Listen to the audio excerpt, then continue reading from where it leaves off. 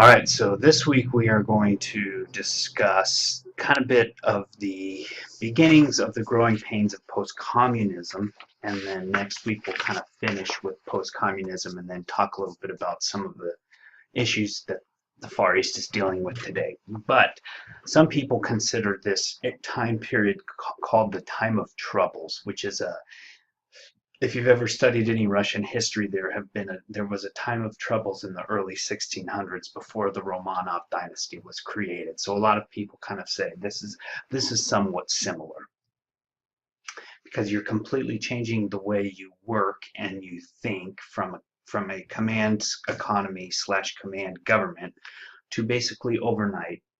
They call it shock capitalism, right? They privatize everything. And so we'll kind of discuss the thinking behind this and how it affects the Far East.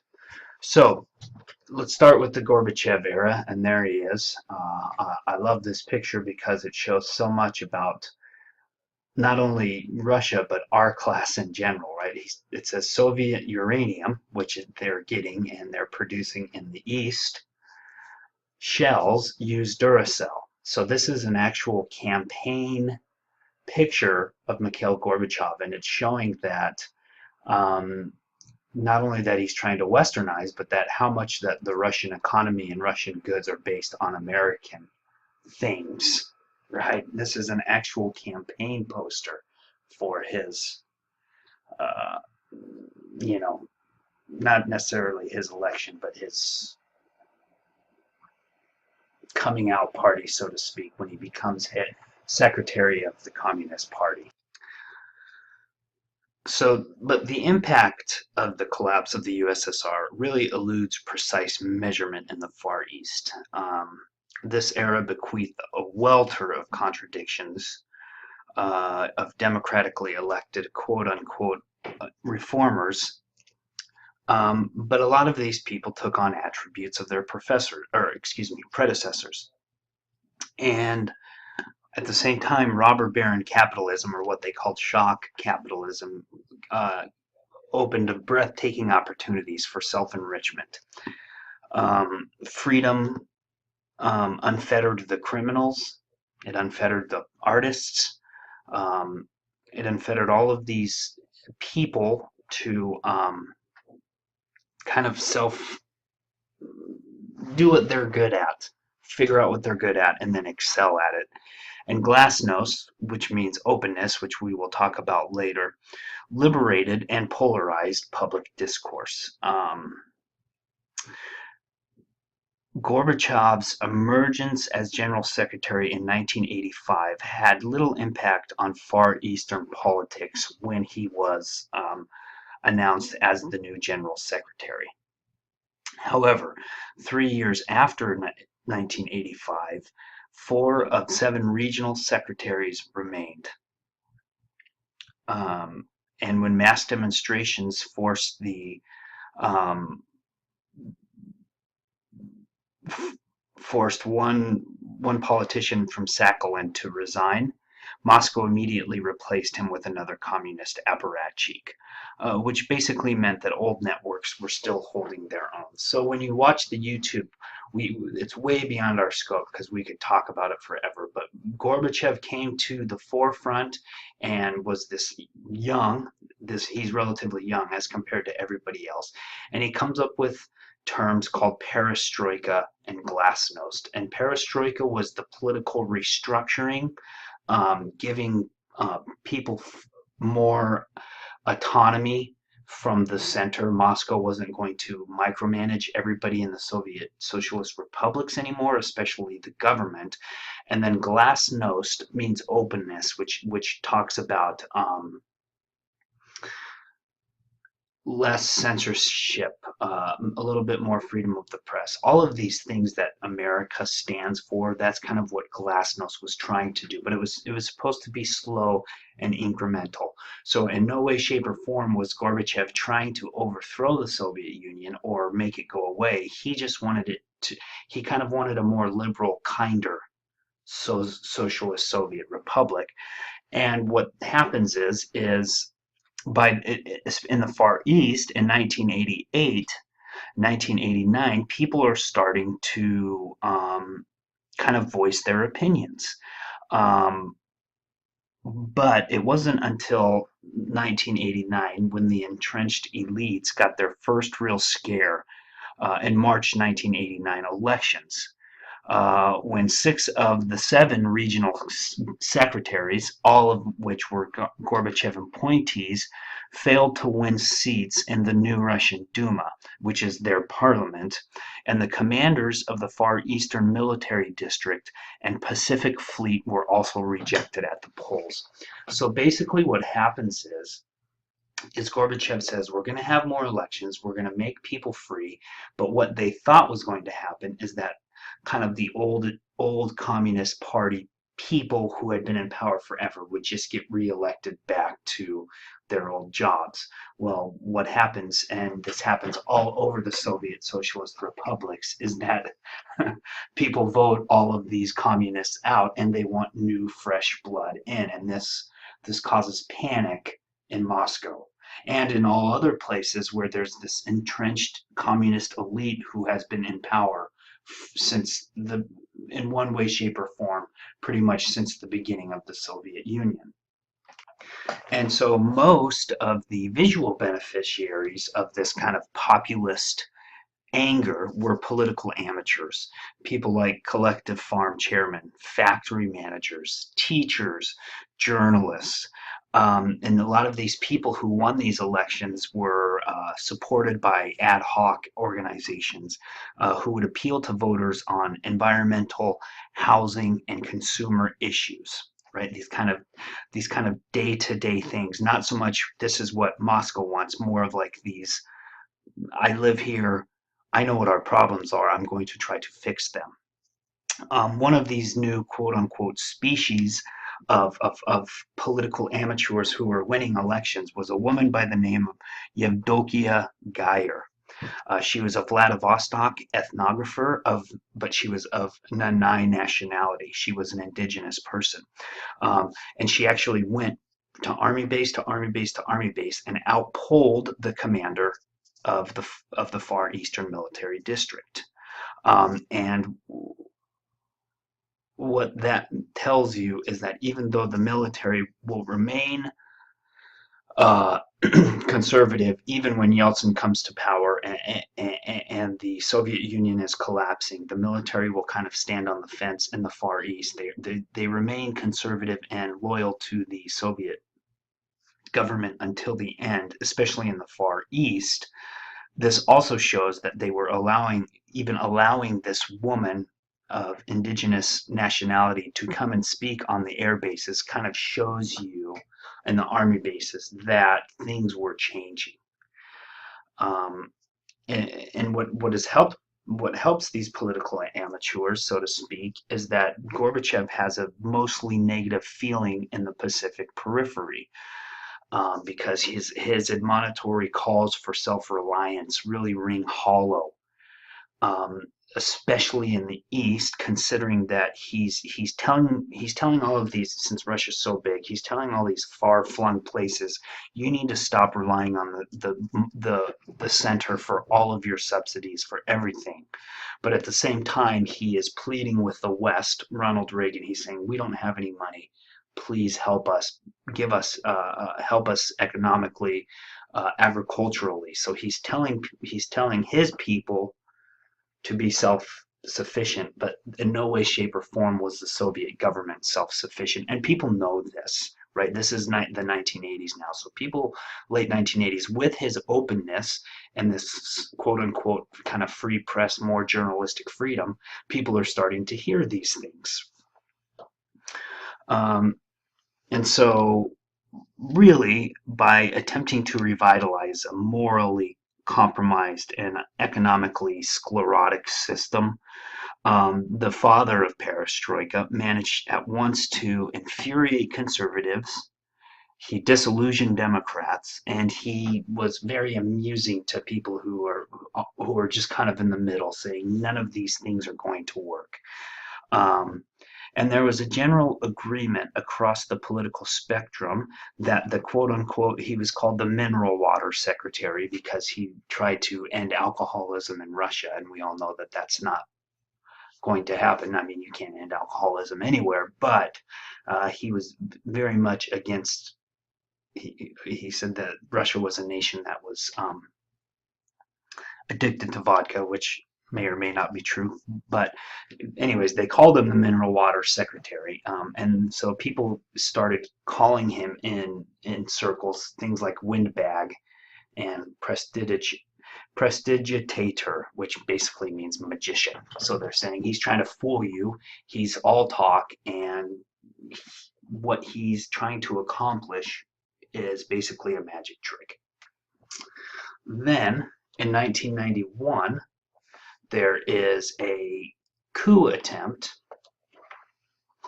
to try and take power from Gorbachev, and it was led by mostly conservative military leaders. And this is a 1991 picture. The man on the left here holding the piece of paper, that's Boris Yeltsin. He kind of comes out of this smelling like roses, standing on the tank saying, no, you can't try to overthrow the government with the military. But this is where he becomes famous for standing on the tank. Right, he says hardliners can't overthrow the government. And in the East, people like dock workers, air traffic controller, even sub commanders, right, immediately denounced the overthrow, the coup attempt. But you still have regional elites sitting on the fence just to see who would win. So when the coup happens, the attempt, there were people all over the Soviet Union who weren't backing the hardliners, but they weren't backing Gorbachev either. They just kind of wanted to see which way the wind blew, right? A lot of people did that. But no matter, even though the coup attempt did not, the August 3rd coup attempt did not overthrow Gorbachev, it set up a string of events that by the end of August, he resigned, August of 1991, and there was a short-lived emergency committee set up. And so you have this real split in the Far East on who to back. Half of the officers in the Far Eastern Military District sympathized with the emergency committee, and when the coup collapsed in front of the crowds, and this Yeltsin's famous day right here, bureaucrats suddenly found their voice and denounced what they had been keen to welcome. So even though so bureaucrats waited to see who won, and eventually the Soviet government won. Of course, Gorbachev resigns, but the Soviet government remains, and it's not a military dictatorship. And so everybody kind of goes back with the Soviet government saying, yes, we're glad you won.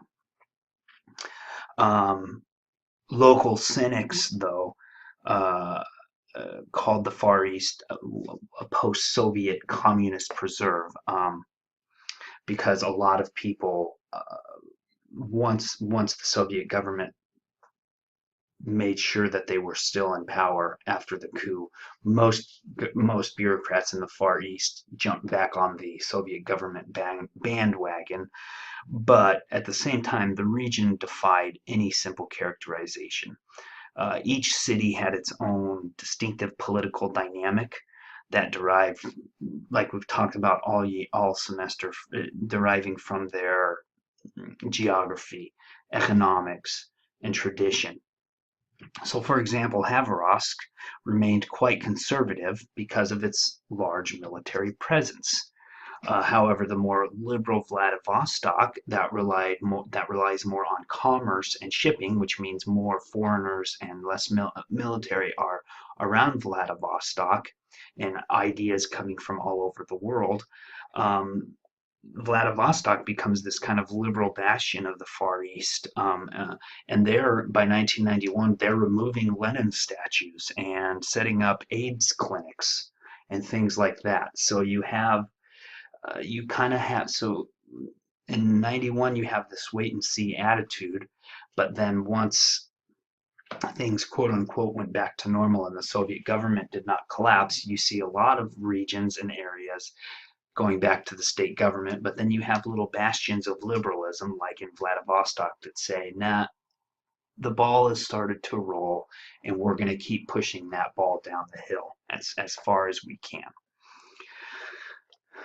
Boris Yeltsin, his popularity in the Far East oscillated quite a bit, especially when he moved to assert control over the periphery and he crushed parliamentary opposition in October of 1993. So Yeltsin,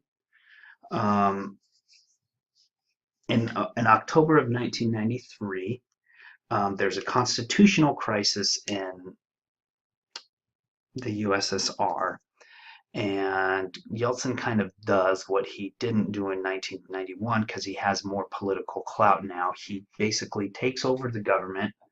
There's a constitutional crisis in October of 1993. Yeltsin takes over the government, and in October 1993 is when he says the Soviet Union is no longer. I am now the president of the Russian Federation, and they cut up what was the Soviet Union into this large chunk, this large country of Russian Federation, but then all of the other areas that are not in the Russian Federation, like all of the Central Asian countries, Kazakhstan, Uzbekistan, Kyrgyzstan, places in the Caucasus, Georgia, Armenia, places in the North Caucasus, Chechnya, Dagestan, the South Ossetia, places like this, they all get autonomy except for Chechnya, hence the Chechen War and the book you're reading. And so the government collapses, and the Russian Federation becomes a democratic parliament, kind of a constitutional parliament type of idea. And at first, in 1993, Boris Yeltsin is very popular. And in fact, during his tour of the Far East a year earlier, local audiences loved his harangues when he came out. He visited the Far East, and he'd say things like, "This place is a dump," right? And people would go crazy because they're like, "Yeah, it is. Let's change it." This is a very charismatic, funny man. He's also a drunk, and there are a lot of things he did that apparently he didn't remember while being president. He went to a small town outside of Vladivostok and said, "Do you seriously live here? Places like this make me ashamed to be Russian." Right, and his humor is refreshing, and people are like, they've never seen anything like this before. But then when he was elected in 1993, he begins appointing, because the Russian Federation stretches all the way to the Far East, and we'll get a map of it later. So what he does is he basically appoints his cronies in each district, and he tagged them with the expectation of loyalty. And so it gave off a really repellent authoritarian ambiance. So here's this Democrat who's funny, he's got a sense of humor, everybody's excited that he's moving in. He becomes president, and things almost go back to exactly how they were in the Far East. There were some of his functionaries whose Far Eastern sensibilities also tarnished Yeltsin's rep and image on the periphery. The Foreign Office spokesman, for example, in particular aroused suspicions that the president was crafting his own economic deal with Tokyo in exchange for the Southern Kurils, right? It's just this thing that we've seen throughout. There's all of these rumors start because the Far East is so far away from Moscow that people don't trust the government. And so, you get even his cronies, even though they're expected to be loyal to him, are saying, I think he might be selling you down the river in order to get stuff from Japan. And hostility towards Yeltsin really found expression in the Far Eastern regional councils, who threatened to here's what you do to get stuff done. They threatened to withhold tax revenues to the government. And so Yeltsin, by the end of 1993, early 1994, moves against them and attempts to regain centralized control in the East. right? So you get this breath of fresh air from perestroika and from glasnost, and then by 1994, things are basically the same as they ever were. But that doesn't mean that there was not some reform. Uh, on a funny play on words, people called perestroika in the Far East, they called it katastroika. Because one person argued perestroika exacerbated the symptoms of an apoplexy at the center and anemia at the extremities. Right. So basically, what's happening is with perestroika and this idea of the government's not going to be privy to every single decision that's made everywhere. So to compensate for its diminishing capacity to subsidize the periphery, the center, Moscow, begins to come up with sunnier scenarios. And it starts as early as 1987. In 1987, Moscow had unveiled a blueprint for regional development to the year 2000, by which time the East, through great industrial production, would achieve, and this is important, self-sufficiency in energy and basic foodstuffs, while they'd be able to house every family in a separate apartment or a detached dwelling. 2 years later, the scheme was already shelved because the Moscow government had no money to subsidize this. So Moscow is going to subsidize the East and build it up so that by the year 2000 they wouldn't have to do that anymore, right? And in 2 years that's shelved because it's just costing too much money. Um, Nonetheless, Moscow came out with two more that failed in 1991 and 92, and by 1993, the Far Eastern region was an economic basket case. Um, Thanks to readily exploitable resources like oil, Sakhalin and timber, like places like Sakhalin and Kamchatka fared better than, say, Khabarovsk, who was just kind of based on the Amur River but not surrounded by natural resources. Uh, but also you have places like gold-rich Magadan way up in the northeast staggered because thousands begin abandoning it. Because there's not enough infrastructure, and the government is not paying people to mine anymore because there is no money left. And so if you're not getting paid and you live in the northeast Magadan on a gold, and you live near a gold mine, and you're not getting paid to mine gold, what are you going to do? Right? You're going to leave. And so this is really, I know we've kind of already talked about it, but this is really when the Far East turned into the Wild West. Uh, and here are pictures of people stealing timber. There's a timber mafia that arises in Vladivostok. There's all kinds of things.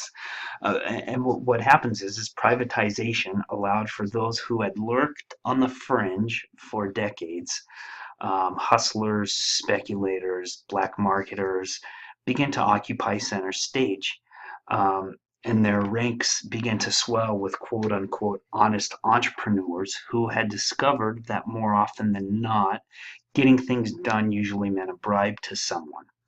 So once the command economy goes away overnight, people begin to fill the cracks and they start to try to make as much money as possible.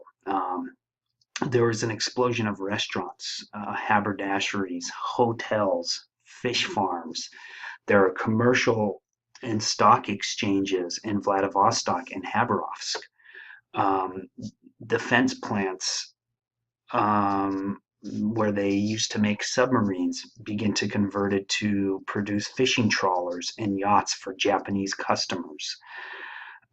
Military aircraft, which was just abandoned. So what happens is at the end of the Soviet Union, a lot of these things that the Red Army has or the military has is just left. It's completely abandoned, and people just stole them, or Red Army generals would sell them to people for the highest price. So you have like aircraft that are being bought for pennies on the dollar, and they're transporting caviar from Sakhalin to Moscow, right? It's just this free for all, and everything is up for the highest bidder. All of these things that the state had run, these gold mines, these timber companies, all of the military items and things that are being built, compounds, bases that are built in the East, once the Soviet government collapses and Yeltsin is elected as president, they're just abandoned or they're sold. So you have people taking advantage of this. Um, Pacific Fleet sailors opened what was called a Magic Burger, which was a clone to McDonald's in Vladivostok, and it went like gangbusters. Um, with an eye for, and this is a bit macabre, but with an eye for tourists, people who stayed in Magadan, craftsmen would refashion Kolyma skulls, people who died in Kolyma, into ashtrays and motorcycle ornaments and necklaces. Right, so everybody's trying to get a piece of the pie. Now the state's not running everything, so everybody's trying to do something. But the main beneficiaries of privatization were ex-communist officials and managers of state enterprises. They're at the head of these things when they're privatized, so basically they own them, right? And so they can do with them what they want.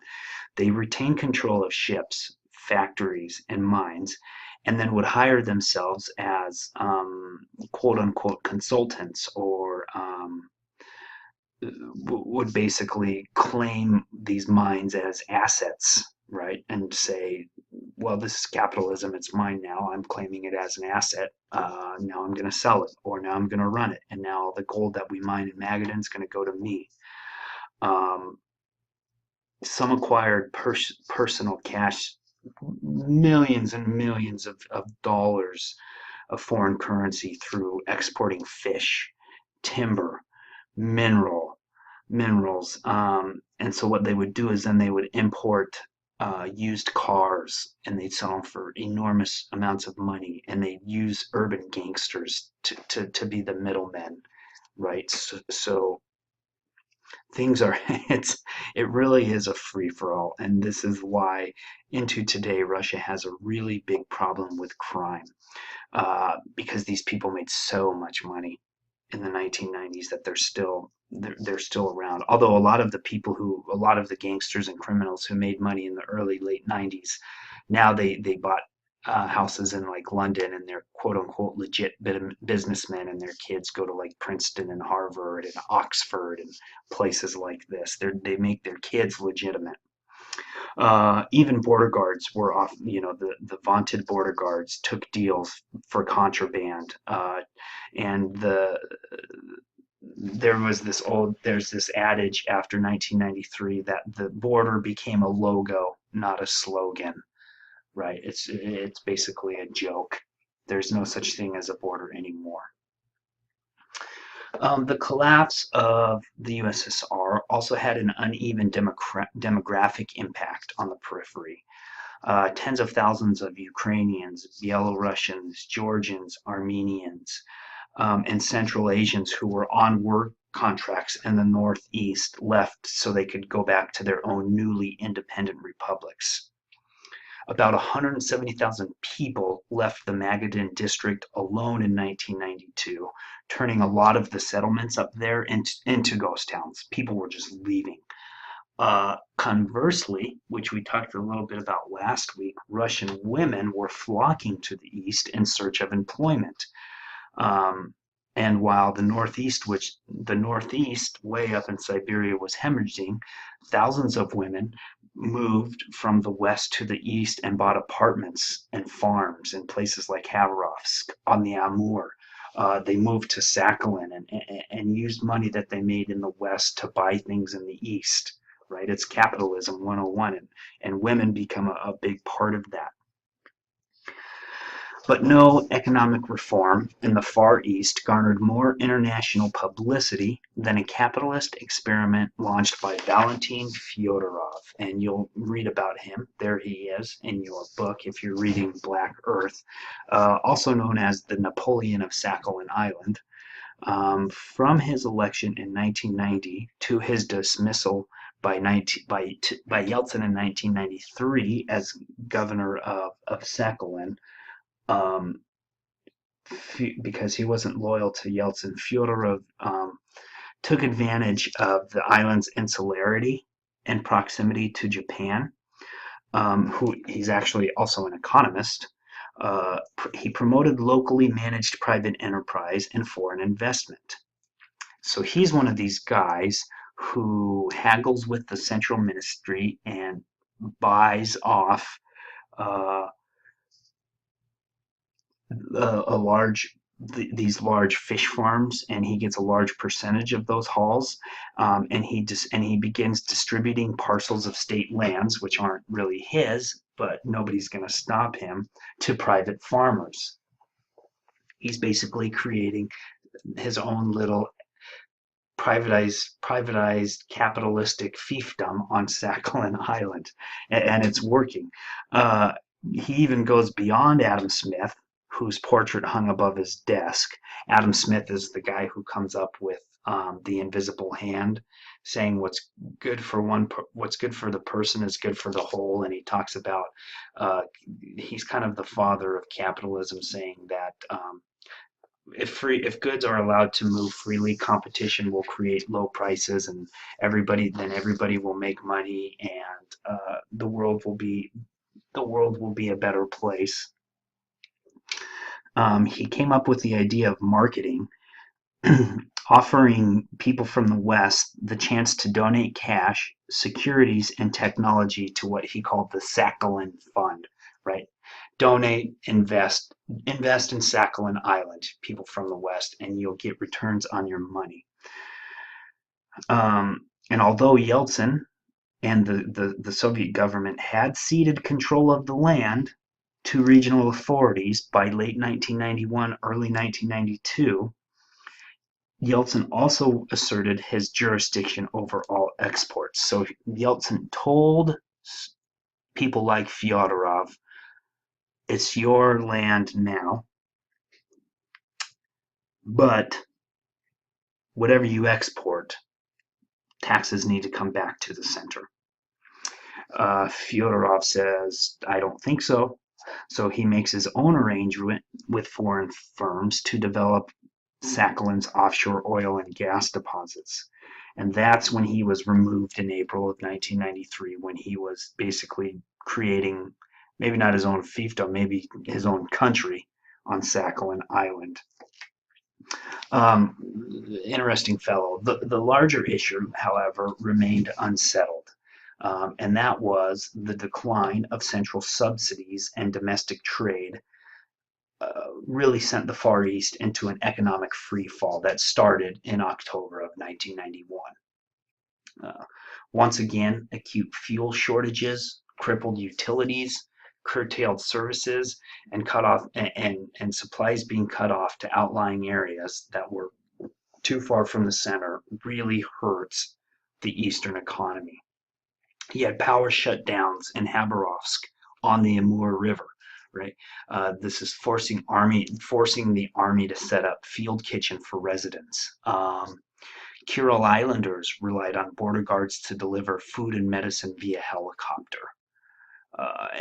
And so throughout the East, enterprises, institutions, schools, and other things that were subsidized by the central government close because there's no money to pay for them.